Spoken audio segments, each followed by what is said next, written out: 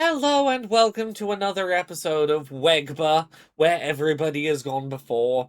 It's a show where we roll a randomized wheel of Star Trek episodes and probably watch an episode that's either TNG, Deep Space Nine, or Voyager. The wheel is allergic to any other of the many, many Star Trek seasons that are available. I'm here as ever with my lovely co-host Geoffrey, and the curse is yet to be broken. We're still in the 3 season window of Star Trek that we've been in for many episodes in a row now. But this one's a little different because we're diving deep into the middle of a big serialized chunk of episodes with very little context today. Yeah, it very much back to the good part of we're back in Deep Space Nine, so deep into Deep Space Nine, I will admit, and it watching this, it was like this is the most that Deep Space Nine has hit the vibes I really like out of Star Trek. Even if I did start watching this and go, uh, you suggested it before watching this. It's like, did we need to rewind and watch like the 8 episodes leading up to this before we well, began? no, it's not that. It's just our usual process is Yeah. if we have A like a multi-part, two-parter, yeah, we're going to watch both episodes. We're yeah. just going to get both episodes out of the way and Well, engage it well, as a story. This yeah, is episode 3 of the 9-part finale of Deep Space yeah. Nine, I, and it I does feel that way. I did try looking this up going, is this a two-parter? If it had been a two-parter, I'd have suggested it. When I realized quite how many parts this chunk of episodes was, it's like, okay, no, we're just gonna take this one for what it is.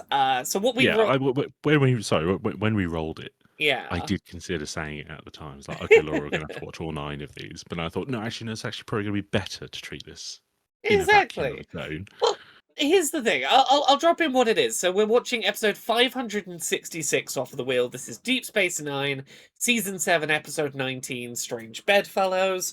Um, and yeah, I'm kind of glad that we're just watching this one in isolation, if for no other reason than I've always been a really big fan of the serialized stories in Star Trek. Like I love when Star Trek is telling one big continuous story that feels like, contiguous. But like watching this is maybe the first time I've ever gone, "Oh, I understand why the company that produced Star Trek was so insistent on making it episodic as often as it is rather than serialized." Because yeah, if I was tuning in the era of no easy ways to record TV, watching it week to week, and I dropped into this random episode, I'd be a lot less likely to watch more Star Trek if this is where I dropped in than if it was a random episode of the week. I understand, even if I want serialization, I get why episodic exists. Well, I think the thing is that these kind of overarching stories, of which Deep Space Nine is fundamentally to blame for the fact that all of modern Trek has these overarching stories because Yeah, it did it so well, is they really work when they're kind of in the background and occasionally brought into the foreground. So I think Strange yeah. New Worlds season 1 did it really well, where the overarching Mm. story is, Pike's worried about the fact he's going to become disabled, and then he slowly learns to live with it, and in the final episode it really comes to a head. And that's kind of what Deep Space Nine Yeah, does, right? Is that you've got these overarching stories of here is the community within the space station, and yeah, then we have the Dominion War. This is very much everything's foreground. We have got 9 hours of this that to lead up to the final episode because yeah. like I said, we've got like 6 episodes coming after this. Indeed. And in the era of like streaming being where people watch shows, I think the whole episodic versus serialized thing, like serialization has really come to its own as the way we consume media has changed, but like yeah, this was a lot to get back up to speed to, having not watched Deep Space Nine in a while. Um, Yeah, I mean, even so, I rewatched Deep Space Nine last year. yeah. I rewatched it on Netflix, Mm. and then it left Netflix, so I didn't watch season 7 in that rewatch because I didn't want to go watch it on Paramount Plus where there's a million adverts. Yeah. And even I, with that context, was a bit like, I don't really know what's going on. Like, Yeah, so the basic run up to where we're at right now is the Dominion War. All of the pieces are starting to fall into place. the founders, who we've talked about before, they're the sort of shapeshifty goo people, have basically gone, hey, we're going to start getting all of our little factions that are going to be our side of the war against the Federation. This involves the Breen, who are these people in sort of like gas mask looking, slightly animal-y faces. You got the Cardassians, just about under the Alliance. And we've got Weyoun back. Weyoun is back. Weyoun number 7. 12? 7, 7. is it? Weyoun number Well, 7. 7 and 8. Spoilers. Yes. A Weyoun number 7. So we're a few Weyouns deep, because we talked about this before, that they had to come up with a conceit to get Weyoun back via cloning. And we start this one with Worf and Ezra Dax, who is Esri. Esri, sorry, yeah, Esri Dax, who is the host of the Dax symbiote after Jadzia, who have been captured and handed over to basically be hung upside down in a ship. And oh Yeah, no, they well, know the so war's coming, but they can't warn anyone. there's a bit more context in the sense that Jadzia Dax is obviously dead. Right? Yeah, They killed her off at the end of season 6 because yeah, Terry Farrell got a job on Becca and was basically like, we've only got one season of this. I need to future proof my career a bit. yeah, Can I have a bit more room to be in this show? And they went, only if we don't pay you as much. And obviously, yeah, fair enough. She said, I'm not into that. Which brings in Esri, who is a yeah, divisive character in the community. yes, The Dominion is kind of on the back foot at this point. The Federation just keep winning. yes. They've the prophets, the Hmm. wormhole aliens are stopping reinforcements coming through the wormhole, Yeah, and so that's why we're seeing all these weird Jem'Hadar, because the hmm. Dominion are making Jem'Hadar in the Alpha Quadrant now. Yeah, And one of the founders, who Odo frequently bangs in yeah, previous episodes, is stuck and can't join the Great yes, Collective, and so it's becoming all flaky, right? And so things are looking really bad, and that's where we get to this point where they're saying we're going to ally ourselves with the Breen, who are this kind of slightly, you know, how would you put it? They're a little bit of an obscure, random alien yeah, race that just turn up every now and then in Star Trek. We're going to ally with the Breen, and we're going to do whatever it takes to get the Breen to like us and be part of this yes. war. Even if that means absolutely screwing over our current allyship with the Cardassians, which, spoilers, it's not a great idea to continually, repeatedly favor your new allies over your existing allies, Well, because that's a to great be recipe to make them feel fair, undervalued. it's not really an alliance. Like the Dominion is an empire. So as far as the Dominion is concerned, the Cardassians are just part of the Dominion. Well, see, this is the Like, problem. This is the problem with how they're addressing it. Is that every time they're talking to that, there's the one Cardassian whose name I forget. We'll see it in a Damar, second. Damar. Legate Uh, Damar. yes, every time they talk to Legate Damar in this episode, they talk to him to his face as if this is like They try and almost use phrasing like this is an alliance, like he has a choice in it, like it can be equitable, but then they'll end sentences and just start dropping like, you're not suggesting that you're not a one and all part of the Dominion under the founders, are you not? Like, it's, yeah, we can paint this like an allyship, but also you do have to toe the party line of, yes, we are all one under the Dominion, and they're all our leaders and gods and whatnot. Yeah, I mean, there's no autonomy in the Dominion. You are just Yeah, there is the founders, and then everyone is beneath that. And then yeah, obviously you see the Vorta trying to carve out a little niche underneath the founders as yeah, because they're their mouthpieces. So like it's never been a case, which is what I find really interesting about this, because it's never been a case that this is an alliance, even yeah. if the Cardassians are kind of framing it that way. Yeah, and It's that's the thing, is that the Cardassians can tell themselves this is an alliance right up until the point that someone else gets treated better than them, because right now it's convenient to do so to get them on side. It becomes like, oh, this is do it becomes so much more apparent that this is do what you're told because we tell you. well, I think also there's again, this is the problem with this episode, is like there's so much context, right? So Yeah, the yes. thing about so Cardassia was invaded by the Klingons in Mm, like season 3, maybe. yeah. It must have been because like Worf rocks up, and then that becomes like a big thing that the Klingons invade Cardassia, right? And so the Federation step in to help Cardassia, and then it's this huge shock where Cardassia allies itself to the Dominion, and it's entirely through Gul Dukat, who's like the functional leader of the Cardassians at that point, and it's entirely a self-serving move on his part, as we'll see as we go into this episode, as the kind of person he is. And so Damar has kind of inherited Dukat's version of events here, where he said this is going to be very good for the Cardassian Empire. It's going to be really important for us. And at this point, we've seen multiple kind of insurgencies by the Yeah. Cardassians against the Dominion, particularly from the Obsidian Order, which is like Section 31, but Cardassian. Mm. So there's a lot of there's a lot of context here Yeah. that does mean that a lot of this makes sense, but then when you when you approach it in this kind of isolated way, you do sit there and go like, why the fuck is Damar taking any of this? It is a really condensed all of the worst parts of working with the under the founders are brought to light like very dramatically, very starkly, because like as you point out, this is jumping around a little bit, but um you talk about the Cardassians being invaded by the Klingons, and that is a big sticking point of this whole relationship. Is basically the only thing that Damar asks for in this episode is the Klingons are attacking a Cardassian planet. We need backup, and Weyun sort of implies, "Yes, I'll send." He doesn't actually say it, but the implication is, "I'll send you backup to help protect your people." 500,000 Cardassians get wiped out, and Weyun's just like, "Well, I never said I would send backup. I said that the problem would be dealt with, and the sacrifice that they made, forced the Klingons to commit resources to a strategically useless planet. So, I never And said again, I would save your people."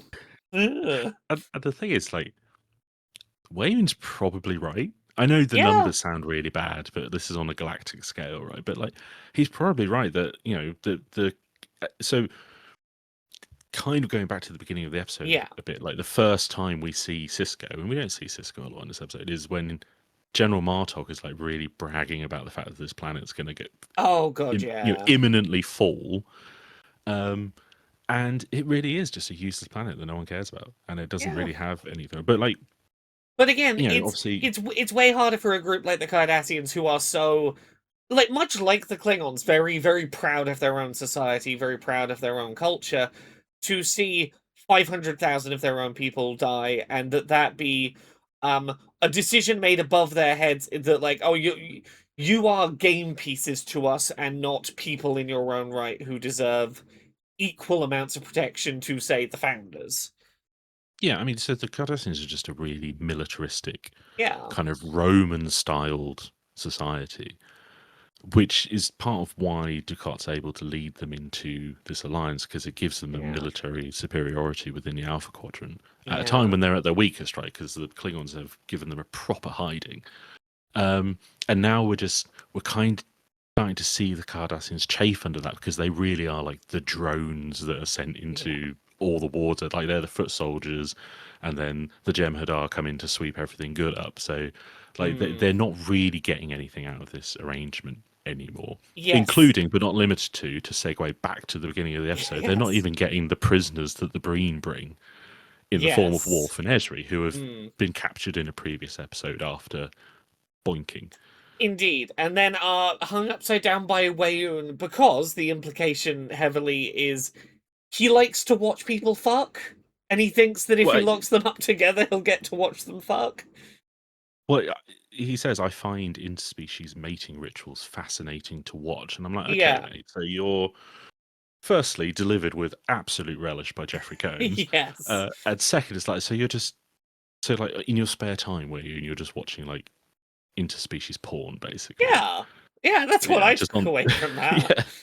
Um, And then your solution for that is like, if we hang these two upside down, I'm pretty sure that's how that works. yeah, they'll either swing their restraints close enough together that they can do something in the middle, or they'll break out of their chains and be so glad that they'll do something to celebrate. Stuff at the start of this episode that I really like. When we see that changeling woman about to go into the room and like give the orders to the Breen and the Cardassians, I love that moment of like her pausing outside the room, skin flaking off, to just sort of compose herself a little bit and restore her appearance before stepping in. That just sort of very deliberate pause and beat to not show weakness and to put that sort of like untouchable sheen on her appearance, I think is a really effective moment.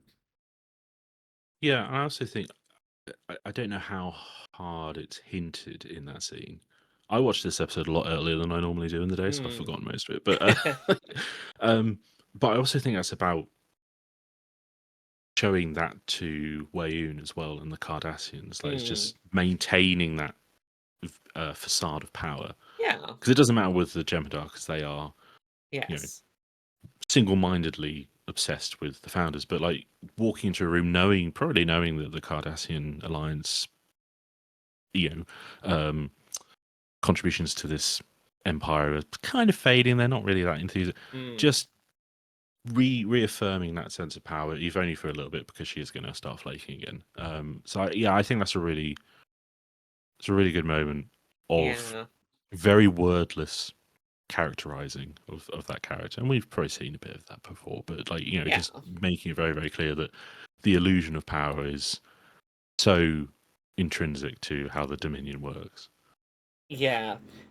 So a lot of the start of this episode is just like building up that whole the direction we're going, the Cardassian stuff really falling apart. And the first example of that we really get is oh, here are some documents you need to sign that sign over parts of the Cardassian bit of space over to the Breen so that they'll get some territory.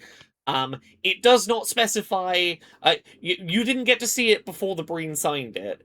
No, it doesn't specify what territory you're going to give over to the Breen, but Weyoun insists, don't even worry about it, it's fine.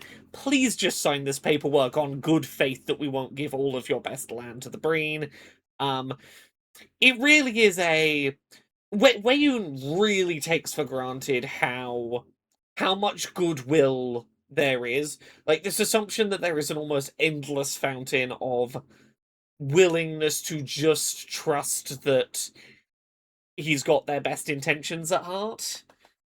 Well, I think that's probably a hangover from the fact he's so used to the Jem'Hadar, who are Yes. completely devoted.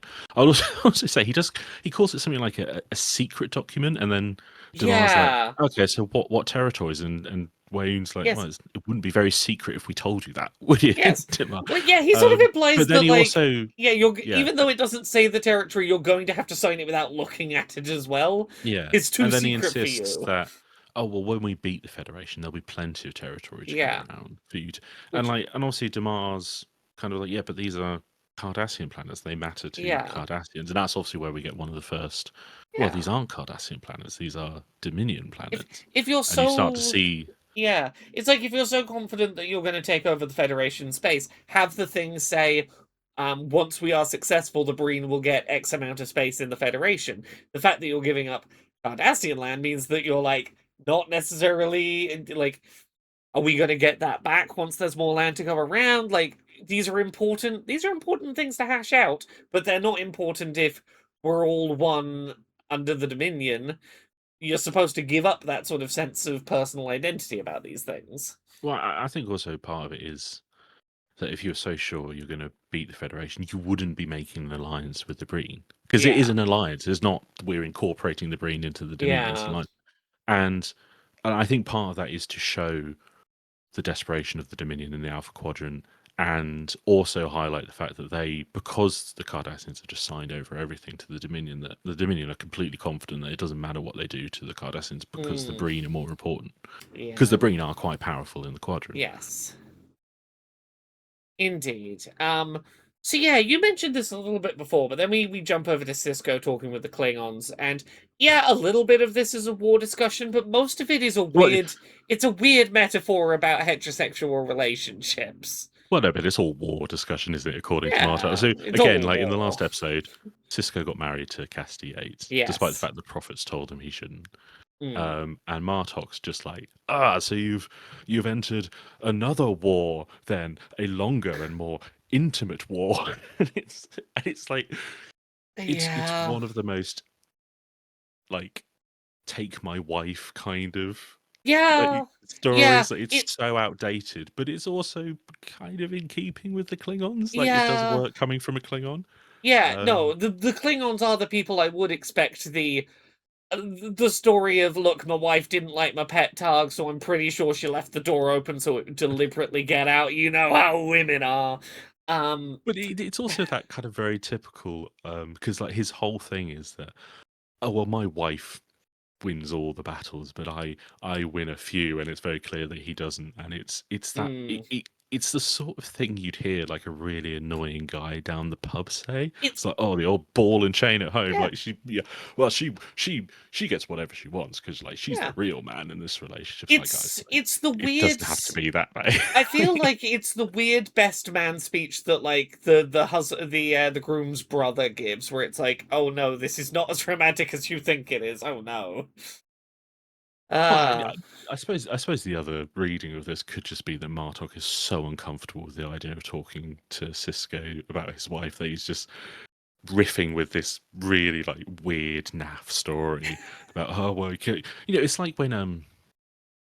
it's like when people get married and I suppose this would be the best answer, like, and they say, oh well, I guess all the fun's over now in your yeah, life, it's and the it it's probably the says cake more top. about them Yeah, than. it's the weird cake toppers that have like the husband being like dragged behind the wife kicking and screaming. It's I mean, the worst part is that Cisco kind of agrees with him that's because we it. also then we Yeah. cut to Casti Yates coming back, right? Yeah. Because she's afraid to captain. I was about to say pilot, she's Yeah. captain. Because everyone's And treating her a bit weird now because she's married to the yeah, emissary. yeah. So she's like, oh well, it turns out people really like serving under the emissary's Yeah. wife more than they do his girlfriend. And then Cisco's like, well, we've got this ritual coming up Yeah. in Well, which like women hopeful who mothers women get who want to blessed be by. pregnant will be Yeah, like, give me some holy energy. yeah, blessed by the emissary, and now they want the emissary's wife to do that. Yeah. And Cassidy's like, no, I'm not doing that. That sounds rubbish. And Cisco's like, yes, the first battle lost or whatever. Yeah, Something like, Cisco mate, like, really runs so quickly to, yeah, ah, yes, marriage is a battle and I must count my victories and losses. yeah. He's just so like, yeah. Martok was absolutely right. Cassidy won't involve herself in this weird religion I've got myself involved in. And Yeah. he's been married before. Hmm. I don't know. It is a slightly weird exchange, but Yeah. so part of my thing about this, but also the Hmm. broader episodes, it does feel like they filmed everybody's parts like sequentially for the Oh, 9 yeah. episodes. Yeah. So you probably had like all the Cisco bits were filmed along like Yeah. 3 days or whatever, and then cut up to be in. So it is quite conspicuous how little of him is in this episode.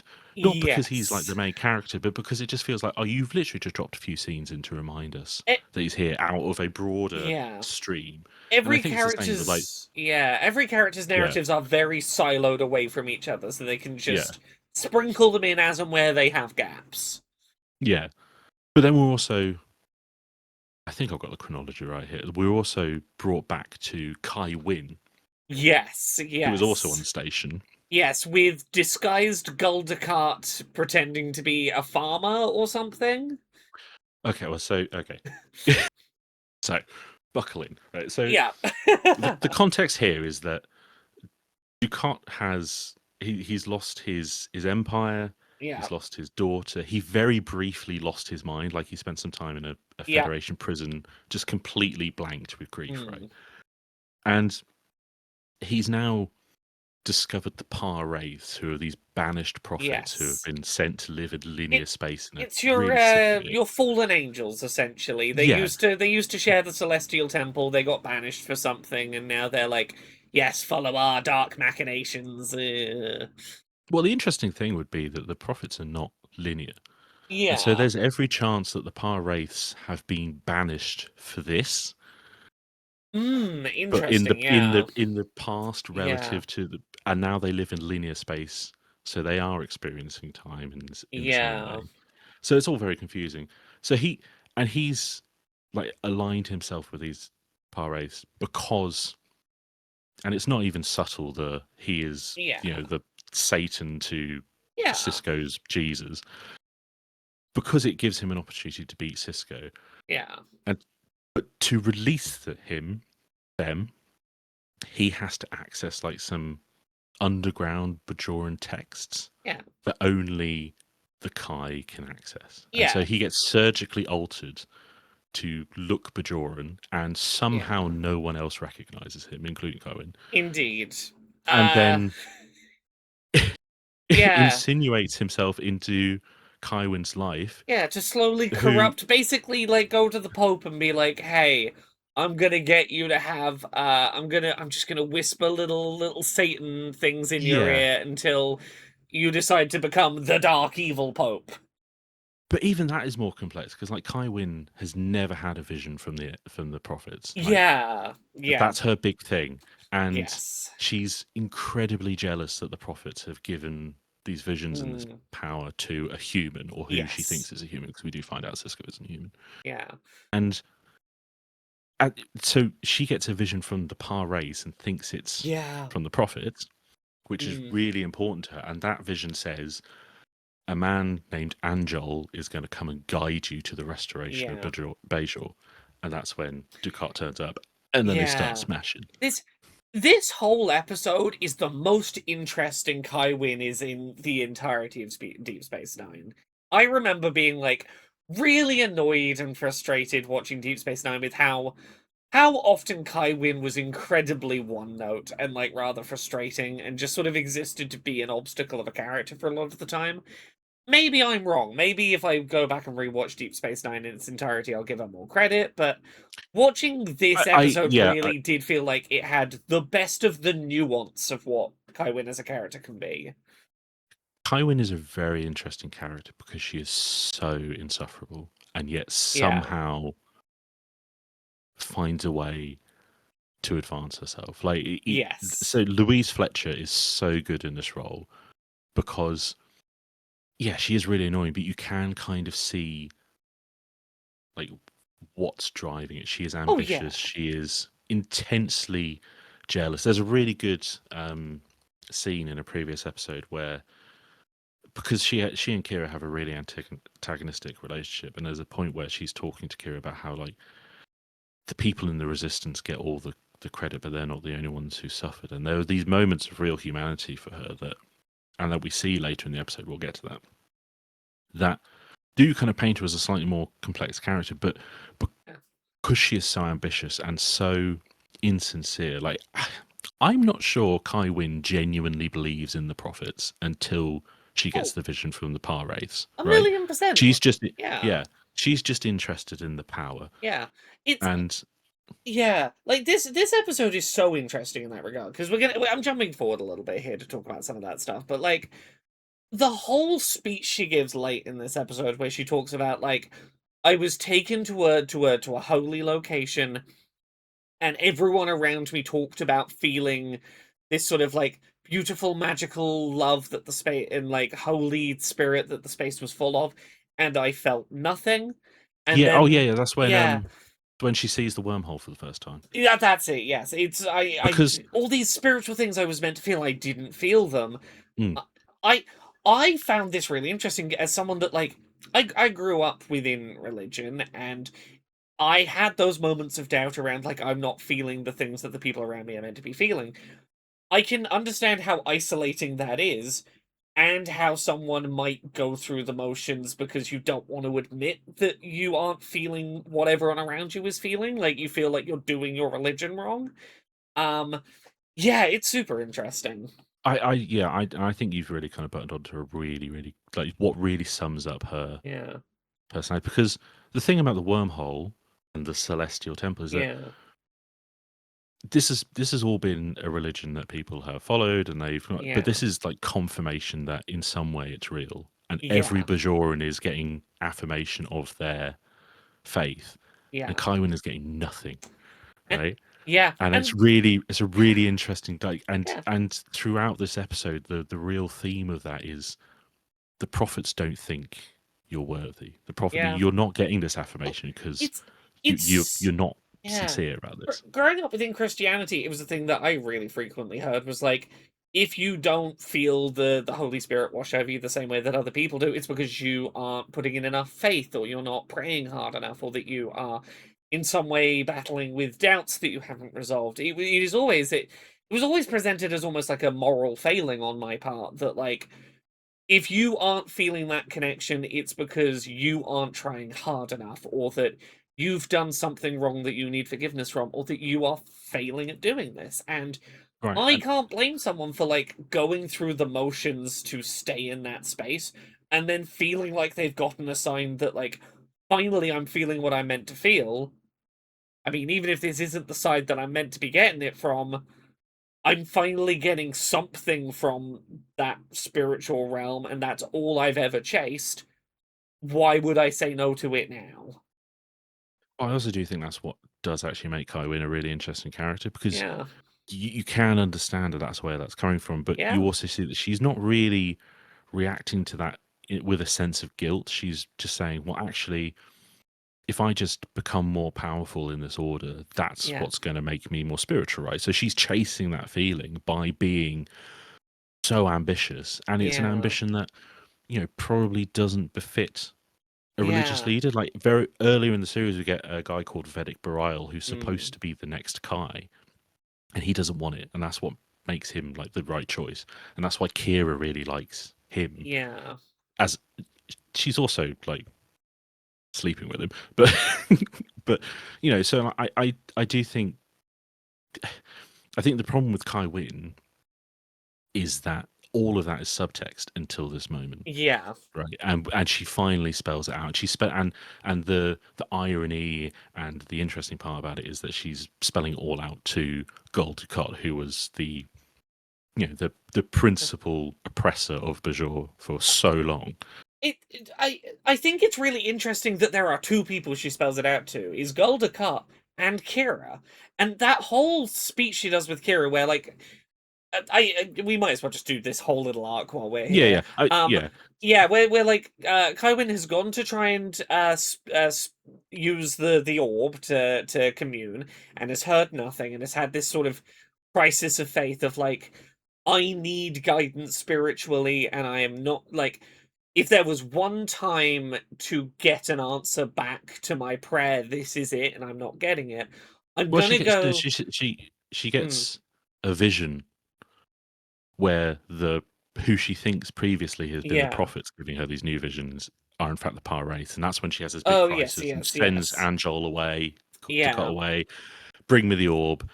Now is the time when the yeah. prophets need to speak to me, so they And can they guide me out of this mistake I've but made. but And then, I love that yeah, when sorry, she go on. doesn't get that response, she goes to Kira, someone who, as I remember it from Deep Space Nine, historically those two just absolutely clash. They do not agree religiously with each other. And I think there is something really beautiful about going to someone that you so deeply disagree with on your own like fundamental faith, and going to look for genuine like spiritual support from them.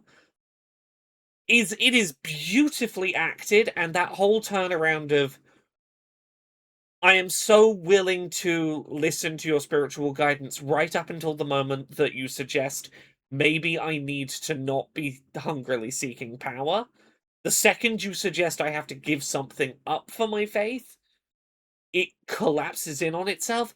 That whole exchange is so beautiful because like it it is so clear this is who you probably do need to be getting that guidance from, and you push it away so firmly, and then you go to pull in the support from someone who is about as bad for your faith as they could possibly be.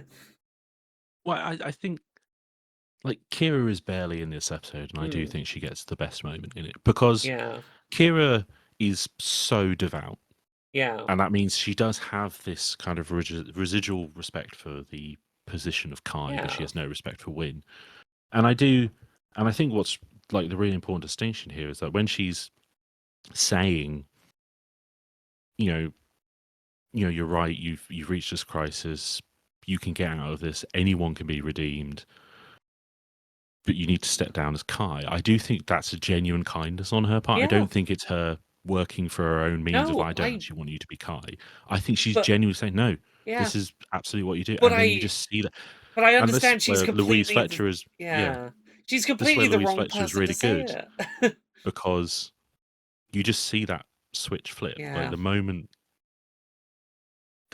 Kira like voices the thought she's clearly been having Yeah. throughout the series, but is doing it sincerely. Yeah. Kai Winn cannot see it Yeah. that way, and She is is. hoping that Yeah. just saying sorry is enough. And then the moment it's like, oh, maybe you need to relinquish power. She's like, Yeah. well, no, actually, everyone needs me. Like the only way I can get out of this mess is if I lead the people out of this Yeah. mess. And she rationalizes it as this very selfless act, and I think it's really good. Yeah. Again, like Kira's in this for like 2 minutes and Pulls her steals the weight. whole thing. Yeah. Yeah, yeah.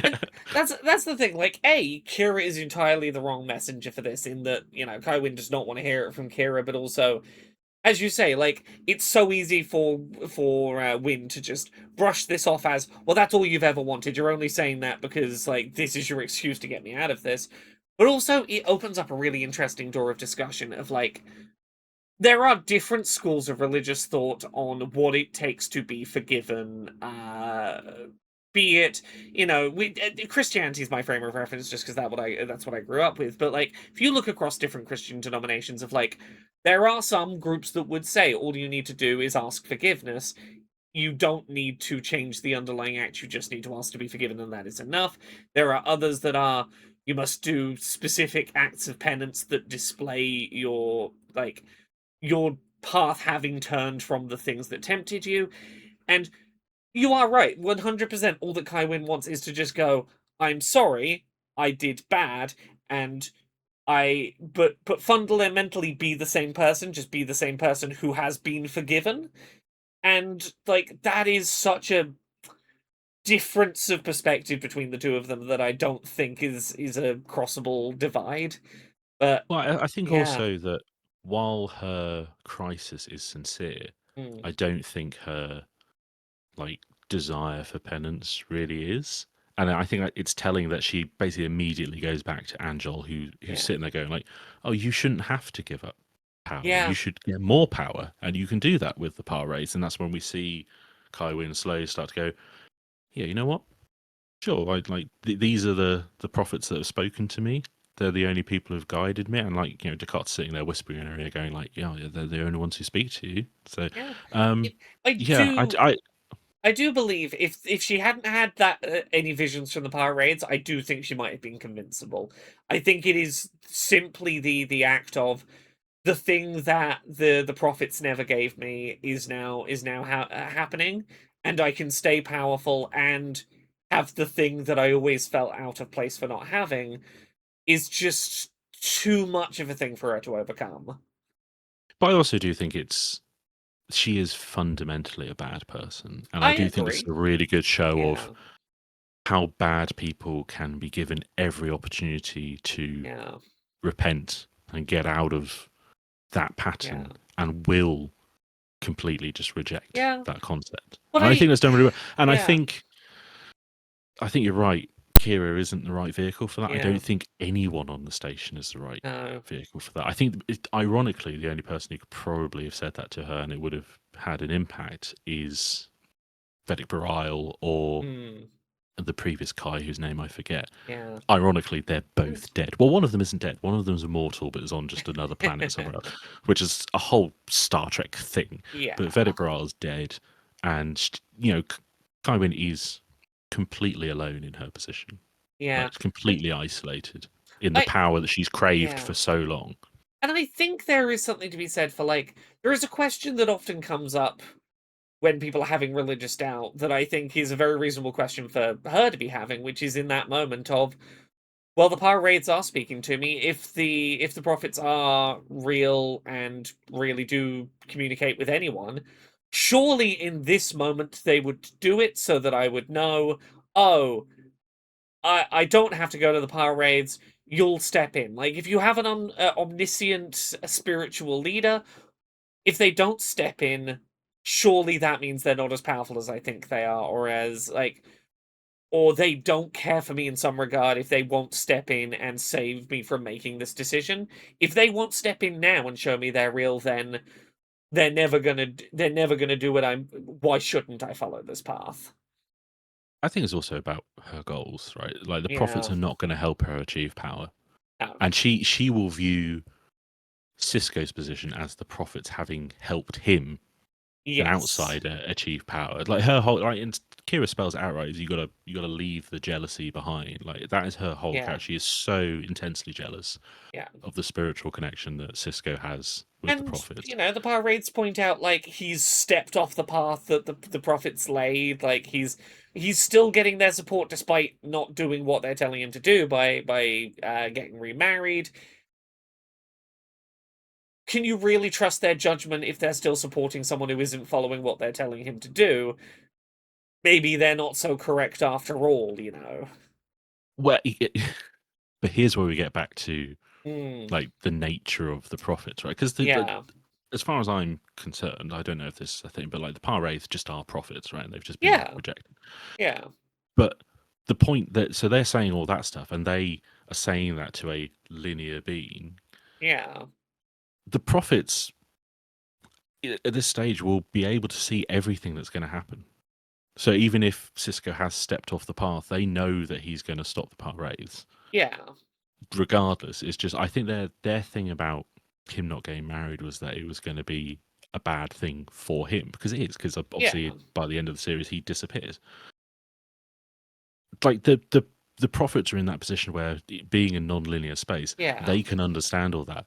The Par-Wraiths can't. They probably understand that the prophets do see all that, but Hmm. they are using like their position as these kind of de facto gods to persuade a linear person to help them get back in there by saying what they want to hear. Yeah. Right? Kai Winn wants to hear that Cisco is not a good dude. He's wrong. He shouldn't be in this position. Like he is Hmm. like Ducat's whole manipulative track is Cisco is what's destabilizing Bejor because Ducat wants to beat Yeah. Cisco because Cisco keeps like just kicking the shit out of him. Like, Yeah, yeah. So that's that whole storyline. We still got a whole bunch of stuff going on in this well, episode. and I mean, it's really this episode's two storylines, if we're honest, right? Yeah, I guess Because so. a lot of the stuff on the station, there's another scene on the station where we see O'Brien and Bashir in the Oh bar with yeah, Quark, yeah, and Bashir's got this 1,000-yard stare of, oh yeah, I really did fancy Ezri Dax and O'Brien, yeah, and it's a very token scene of just like these guys are still here, don't worry, like everyone else yeah, is still in this show, but it's very much in service of the Worf and yeah, Ezri storyline which progresses yeah, basically with them having a discussion about the fact they had sex on a planet, yeah. and Both Worf wasn't very good at it, I But guess. yeah, but both of them were like, "Hey, my previous self was into you, slash, I was into your previous self." So we both kind of told each other that's the same as the old relationship still existing, and then we banged, and it turns out we're not really as into each other as we thought we were. We were both kind of displacing some Jadzia feelings. Probably wasn't fair on Well, either of us to do that. we again we've seen this before. So there's a rule that you're not supposed to get together with your previous Yeah. host's partner, and Jadsi has done that before. Where she got Yes. together with like in a surprisingly gay episode. Yeah. She was with like I think it was I don't know the logistics of it. Like Yeah. they were both new hosts to the Symbians, Yes. and it was the partner of her previous Symbian. So it was, but it Yeah. was heterosexual. But now they're gay because they're Yeah. two women, right? And it was good. It's a good episode, Huh. and that's kind of what's happening here. Is that they're kind of rediscovering these feelings and understanding that actually Esri's more into Julian Bashir Yeah.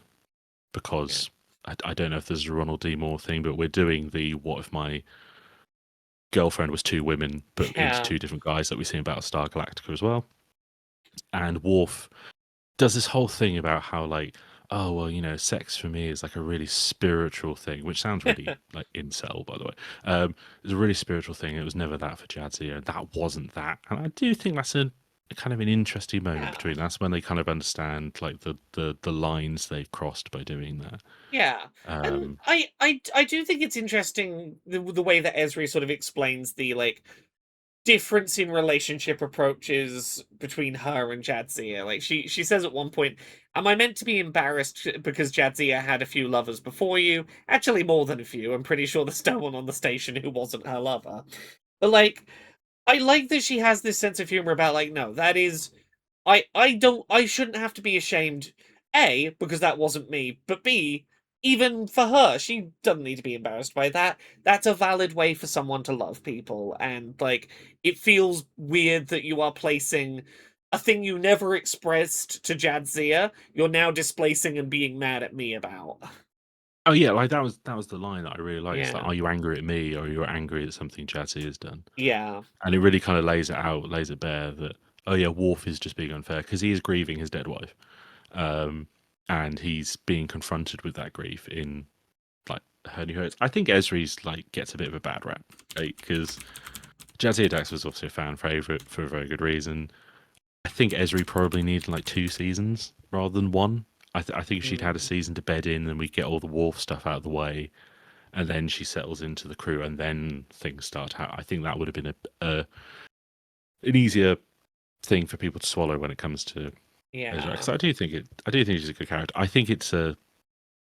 I think one of the problems I had with this episode is I think that in itself is an episode on its own. We're going to Yeah. spend time exploring Worf and Ezri earlier in the season. I appreciate Yes. that it does serve as a conduit for them getting captured.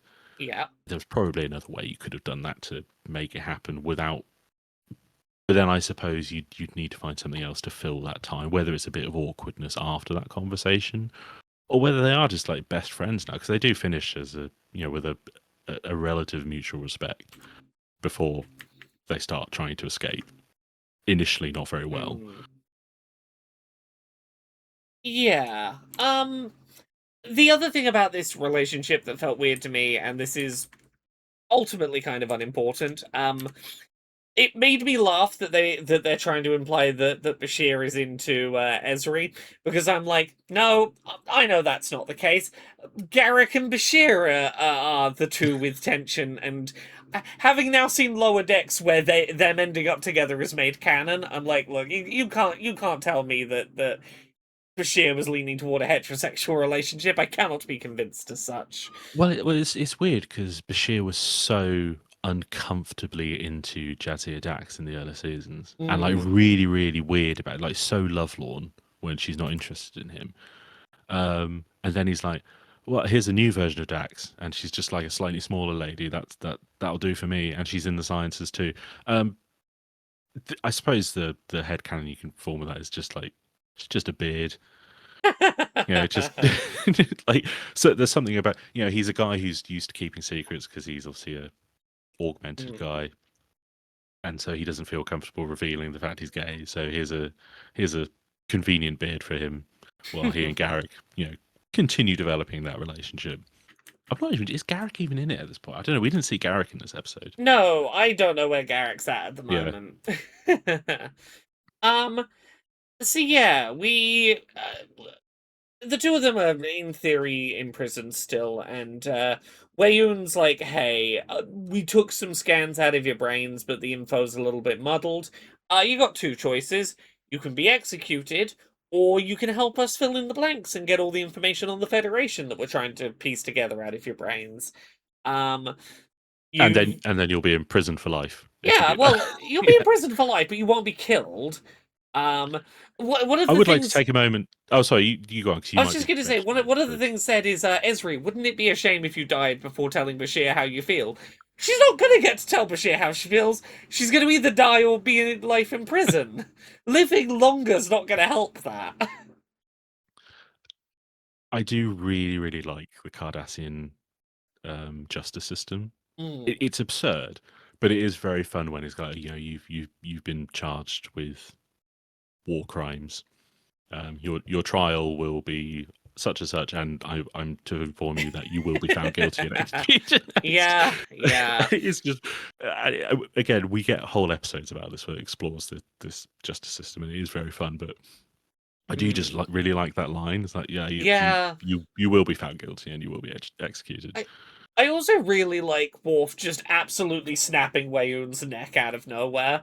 And Oh, yeah, the what does Wayne say? Wayne says something to Esri, doesn't he? Yeah, it's something disrespectful. I forgot to write it down, Yeah, but yeah. Worf And just then Worf just like goes animal mode and snaps yeah, his neck, and Damar just cackles. I love the absolute lack of respect that Damar shows. He doesn't when he wants the Wayun's corpse removed. He simply says, "Pick that up." It's not him. It's don't pick him up. It's pick that up. That's not a person anymore. Don't even worry about it. I mean, the Cardassians do have a slight racial purity bent to them. Yeah, So I imagine the idea of clones does offend them. I I just do think Damar's quite a likable guy. I yeah, do like. I like that he's willing to just sit there and kind of have a laugh with Worf, yeah. and as you know, they're just going to make another version of him, Well, right? when But like, when good on you guys. well when Wayun 8 shows up, he's joking to Wayun 8 about Yeah. Wayun 7's death and being like, don't worry about it. If it happens again, we'll print another if you want. Don't even Well, worry no, but about it. it's like later when they escape, and he's like, "Well, I'm looking forward to meeting Wayu 9." It's like, Damar, you're like, and like, part of this is because he's always drunk, Yeah. right? Because he's drinking Kanar constantly, which is that kind Yes. of weird It looks like syrupy I thing, was right? gonna say it looks like syrup when he throws it on the mirror. Yeah. You know what it looks like? Do you remember those? You get those eggs when we were kids with aliens in them, and they'd have that like jelly. Oh. It was like it Oh looked a bit like that yes. on the mirror. Like it's just, but yeah, and I'm sitting there going like, but you drank some of that actor who plays Damar, and I'm like, is that nice? I mean, they must make it nice in some way. I It must be imagine some it's sort of probably syrup or just something. like But oh, like colored honey or something. yeah, but Yeah. yeah, and so so Worf and Ezra try to escape. They get captured. Mm. They're starting to, kind of, I don't know. They're despairing, I suppose. They're Yeah. preparing for the fact. I think this is when they have the discussion, like the big getting it all out in the Yeah, open, right? yeah. Because they're preparing to die, and Zamar comes to pick them up for their execution, or their trial and execution. Just murks a couple of Jemadar, and it's just like, dudes, just get out of here. Right? There's a ship Yeah. somewhere. Off you go, and Yeah. tell the Federation that they've got an ally on Cardassia. And it's like, Yeah. I think it's a really good tell. There's enough groundwork here where it doesn't feel Mm. sudden, but it does also, it feels earned that he has, like, you absolutely Yeah. understand that he's just like, yeah, he's had enough. I think And it's fair enough. really telling that like the last straw that breaks the camel's back right before this is Wayun invites the Breen into the command center, lets them have full access to the Cardassian database. But I think the thing that really sets it off is the founders have decided that the Cardassian military plans will now need to be submitted to the founders via the Breen first. And it's this group that have only just shown up, and it really cements a thing that has been like implied several times throughout this episode, which is yes, we're all one under the founders, but the Breen are above you. At least right now, the Breen get to see the secret document before they sign it. They get to know they're going to get territory for. You're not going to get anything in return. It keeps being the Breen will get something preferential to you, and the snapping point is you will have to report to the Breen. The Breen are you pride yourselves on yourself as warriors, and now you have to be below them in the pecking order, and it just breaks something in him. Um, and yeah, Well, I'm not I surprised that think much disrespect broadly, breaks him.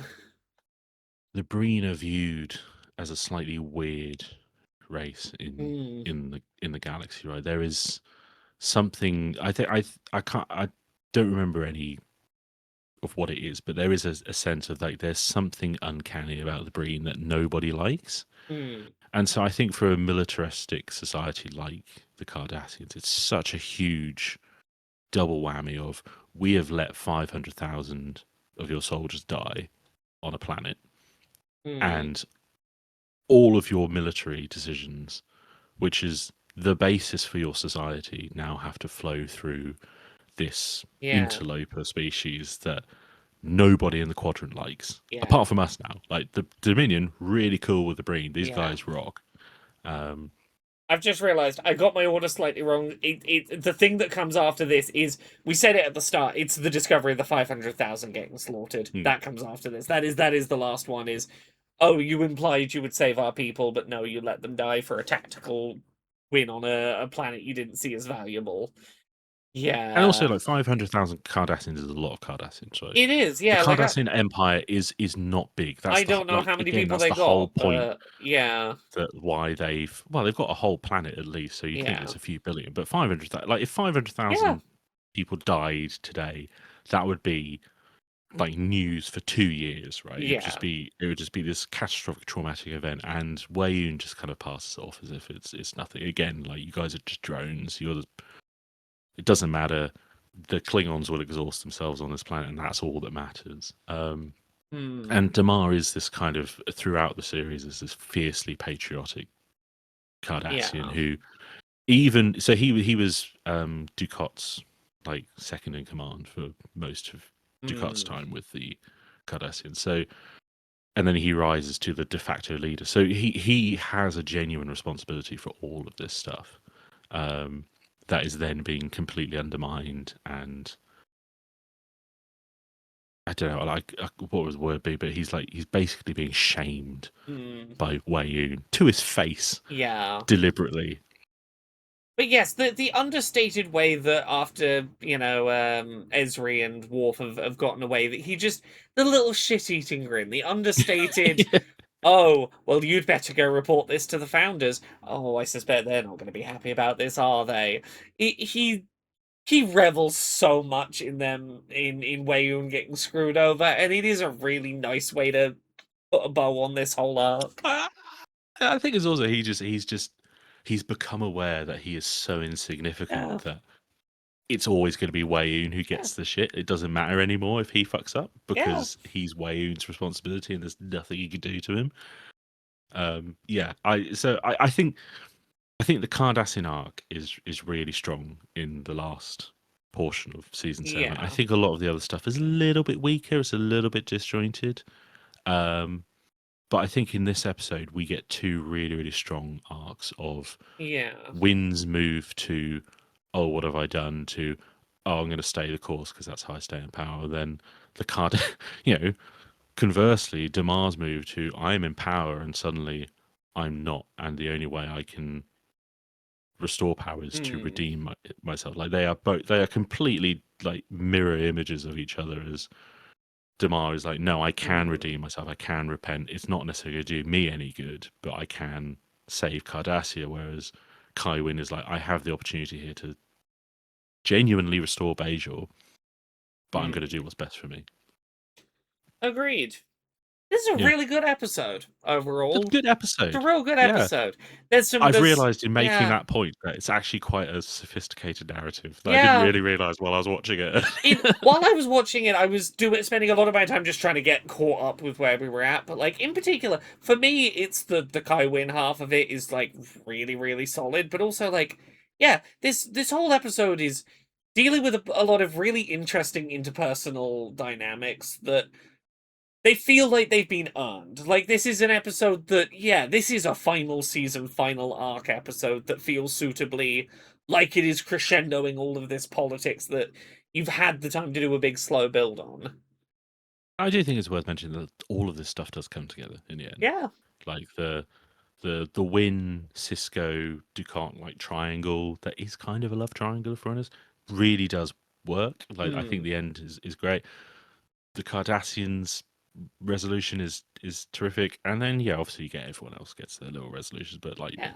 all of them are barely in this episode, so we can't really talk about them. But can you imagine if we did say, oh, we got to watch all 9 parts of this? We'd like be here for like 3 hours, wouldn't Well, we? that's fine. We'll leave it for now, and we'll come back to it when we are far enough away that we've forgotten all this context, and we've got to learn it all again for like the episode 3 from now or whatever.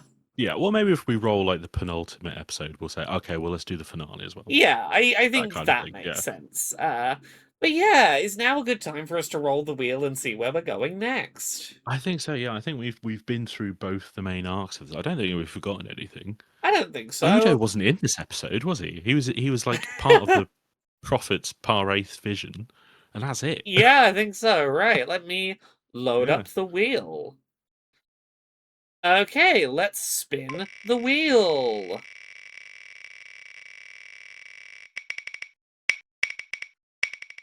Oh, here it goes. TNG! Season 2 again.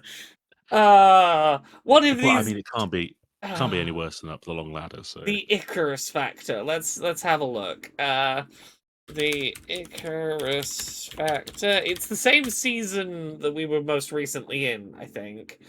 yeah, Riker is offered command of a starship, Ares. His father, Kyle Riker, is sent to brief him on a mission. I do not remember Kyle Riker. Kai Riker is likely only in this episode, I would Yeah. imagine. Data, LaForge, Pulaski, Wesley, and O'Brien help Worf celebrate the anniversary of his rite of ascension. So we got a bunch of Klingons doing a thing. I vaguely remember this one being okay. Season 2 is really weird, obviously, because of the writer's strike, and so we get stuff like Measure of a Man, which is one of the best episodes of Star Trek ever, and then we get a lot of weird guff. But yeah, I mean, look, it's going to be better than. Oh god, no, I do remember this episode. Yeah, Okay. this is momentarily coming up for me. This sort of Power Rangers looking screenshot. Well, I don't know. I mean, because didn't they do? I think they did this in Voyager. Didn't 7 of 9 do this kind of Quite possibly. fight with? Yeah. But yeah, okay. I mean, again, can't be any worse than Up the Long Ladder. So. I had a huge feeling in my heart that today was going to be the day we escaped TNG to Voyager, but that day is not this one. Well, I say let's do this one, and then Yeah. we'll spin the wheel, and hopefully the wheel does something next week. And if it doesn't, maybe next week is when we say, okay. I mean, we're we gonna say spin this until we every get week, and then we something out. roll the wheel again, and we go, yeah, this one's fine. Yeah, well, yeah, I don't know. I mean, I think maybe I just want to watch some TNG again. Because we'll be doing this one next week, won't we? Because is it next week? Yeah. I need to remember what the schedule we is. delayed from Friday. And so it won't be this Friday, it'll be next Friday, won't it? I need to check our schedule once we're not recording, because I can't remember what the deal is. Yeah. So, like, we were supposed to do it on Friday, and we moved it to here. We missed It's Monday one. today. We missed one. We delayed. I think it would be Friday of next week. Would be our next recording day. Next Friday. But also, I don't know if I'm available then. I need to check my calendar still. Well, aren't you on holiday? Yes, I think so. I need to check my dates. But again, like I said, I'm on holiday first 2 weeks of August, so I will be available all day, every day for 2 weeks. So we can always bank a couple if you want. Well, there we go. We've rolled another episode of Star Trek, and we'll get back to that in a couple of weeks. Thank you, everyone, for watching. We'll have another WEHGB soon. We'll see where we go from there. Thank you for watching. Geoffrey, do you have anything you want to point people to at the moment? No. Do you want to give me some work, somebody? I mean, you wrote a good thing that's up on geoffreybunting.co.uk. I did, yeah. About another piece that was about the terrible. It wasn't even killed. It was unpublished by a brand. It's about the speaking to a couple of people impacted by the layoffs at Xbox in the accessibility teams. Yep. Which is a good piece. It's a nice little news piece if you want to go read it. You don't have to. Well worth reading if you want some insight into the current state of the thing we both care about outside of Star Trek. It's pretty bad. There you go. There's the insight. The state of it is pretty bad, is how it is. Thank you, everyone, for watching. We'll have another of these for you in a couple of weeks. Goodbye. Bye.